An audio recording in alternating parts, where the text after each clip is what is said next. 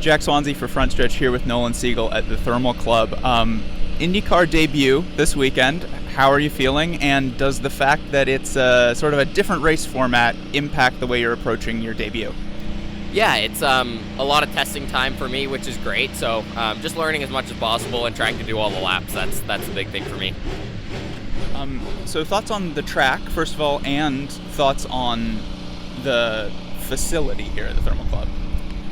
The track is great. It's actually a lot of fun, and the facilities are incredible. So it's just a really nice place to be, and spirits are high. You know, the weather's nice. Everything is just really enjoyable about this place. So having a great time. And how hard are you going to push things in that heat race of yours? I'm going to push hard in the heat race. It's my first IndyCar race, first start. You know, if there's a restart, first IndyCar restart, and I'm going to be pushing hard and see how hard I can race these regulars. All right, good luck out there. Thank you. Thanks. Frontstretch.com here with Colton Herta at Thermal. Tire saving in the first half of the race. When do you guys make that decision to try that alternate strategy? Right before the race. I think it was obviously ended up being the right decision. I was kind of struggling with rear tires in practice when we were going around. So we thought, we had nothing to lose. At best, maybe we move up 5 or 6 spots from 12th to like 5th or 6th. But at worst, you probably just end up where we were. So we thought we might do something outside the box and save tires, and ended up being the right call. We were able to blow by a lot of people and finish pretty good. Okay, so how did it feel pacing yourself that first half, and then how did it feel once you could go in the second? The pacing was dreadful. It's 10 laps of going, 10 to 15 seconds off. So it's a little bit of a nightmare to do something like that, but it ended up being the right call. I obviously didn't enjoy driving that slow, but it is what it is. And getting past Marcus Armstrong, how did you see that move going, and did you feel you were stuck behind him, or did you pass him as quickly as you hoped? He had more push pass than me by like 10, 15 seconds, and I think I kept getting really good runs onto the back straight, but he would use his push to pass, and so I needed to do it somewhere where he wasn't going to be expecting me to use as much push to pass. He made a slight mistake, had a little bit of double wheel spin out of turn 1, and then that was enough of a look for me that I pushed the button and luckily had enough momentum to get around him. And last question, on this event and the Thermal Club, you want to try it again next year? Yeah, I think some things need to be changed, but overall it was a cool event. The track's pretty crazy for these cars, but it works, and I think we need to figure out some way to get the cars closer together, a little bit more overtaking, but overall it wasn't terrible for me. Thank you very much. Jack Swansey here for Frontstretch with Ray Robb.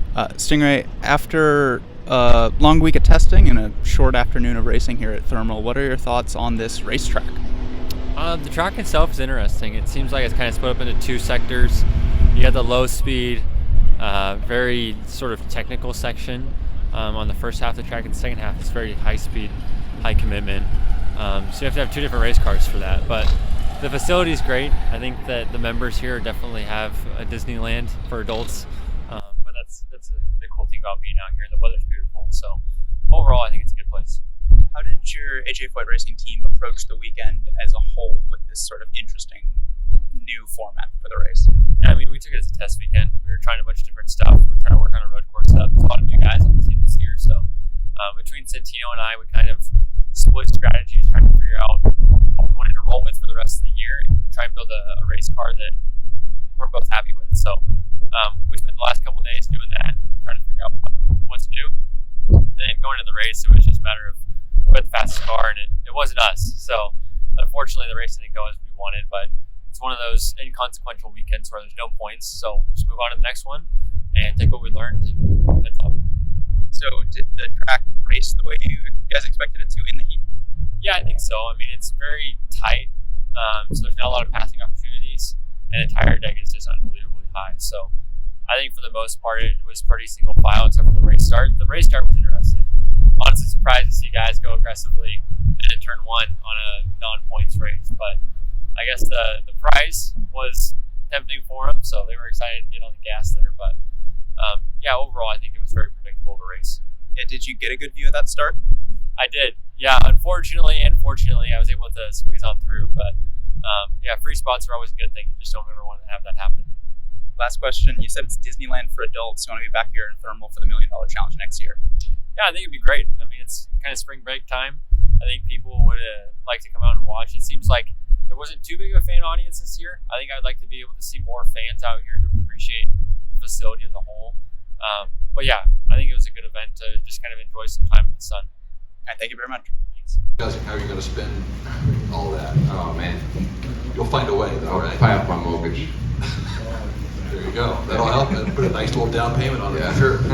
Tell us I'll pay off it, yeah. Tell us about the day. Look, it's all started, I think, with my heat race. I think I had a really good start. I was lucky not to get caught up in the kerfuffle with Grosjean and him going backwards. I could see it in my mirror. And it was, me and Felix both went wide. It'd be interesting to get his thoughts on it because, I saw him and I'm sure he did, and I was like, oh no, this is not going to be good. And then obviously hit Regis behind us, but so got away with that. Settled into a rhythm. Felt like we had a really good speed in the heat race, and then in the final race, Alex was just we were pretty conservative looking after our tyres at the start there. Just being smart, knowing that there's guys that were going crazily slow, almost too slow, I feel like, from a racing perspective. But anyway, look after their tyres, and then at the start of the race, of race 2 or half race distance, I sort of tried to have a little go at Alex, but ultimately he was just a little bit faster with that clean air. It was always going to be clean air was going to be king this weekend. So I settled in and just tried to sort of maximise what I had, and that was second today. So yeah, proud. It was a solid week. Testing was great, and I played a lot of golf, and I've gone away 350 grand richer. So that's amazing. It's a great week. I'm very happy. Maybe just talk us through that lap 11 restart, what you were thinking, what you thought you could do. Anyway. I had a really good run, actually. I sort of felt that's where Alex was going to go. Felix actually went at that same point the run before, so I sort of preempted it, hoping that he would go at the same spot, because that's exactly where I would go at the start of the restart as well. And sort of got a decent start, but just couldn't quite get close enough to make a move. And it is what it is, but I was proud of the day. Thought we did maximise what we could, and we're happy. And obviously joined by the driver that finished third this afternoon, Felix Rosenqvist, driver number 60 AutoNation Sirius XM Honda. Some $250,000 heading your way, as well as the race team. And overall, pretty good weekend for Meyer Shank Racing. Yeah, really solid for us. A huge statement going into the season. I'm super happy we were able to have this week, because it's kind of been a mix of a race and a test for us. Just trying different things, getting to know each other more, and obviously we've been quick, but I feel like every time we're out there, we're just learning something new, and this has been a huge learning experience. But also some cash at the end of the day, and super proud of Meyer Shank Racing. This is we're enjoying, and we think there's more to come. I think today we didn't really have that much for Scott and Alex. I kind of had, in the first heat race, I was digging hard. I was all over the place, and then so I kind of had to step it back a little bit going into the big one. I think big picture, think about the last 3 laps, but I think we did well with what we had, and these guys are super quick, so it means a lot for us to be out there fighting. Scott was talking about the start of the first heats this afternoon or this morning. What did you see in your rearview mirror back there? I was talking about that I saw Grosjean smoking, going backwards in my mirror, and I felt like me and you both went wide, but I don't know, that could have just been me. I thought he was going to hit us. I didn't hear them. Did you see him? I was busy staying on track. All right, so you went wide because you went too deep. Yeah. Very nice. Microphone, Tom Blattler has it. We'll begin with Jenna. Go ahead, Jenna.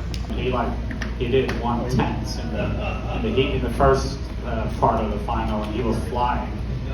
So I thought that was interesting. You can use that to make the entertainment good. But also you can tweak stuff like race length, and maybe you want to have all cars in the final, like things like that. IndyCar's been very open with this event. They told us hey, let's keep an open mind going into this, and I thought it was great. It was just so much fun to be out there and doing something different that we do every weekend.